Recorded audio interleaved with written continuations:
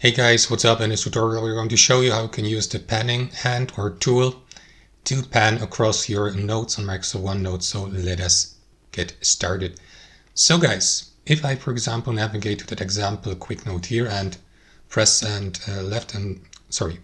hold the space button on my keyboard, it won't change its appearance, or the cursor won't change its appearance to that hand panning tool like on other content creation tools. So in this case we will need to access the draw tab here at the top, and here you will see the panning feature or hand here, so that you may drag the page, for example here if you have, I don't know, drawings in your note. So to do that, click into this button, and after that the cursor will switch to the pan tool. So now you can left click into it, hold your left mouse and pan across your note like this. Release your left mouse and switch to the select tool here in the top left to unselect the panning hand. And that's it. Thanks for watching and have a fantastic day.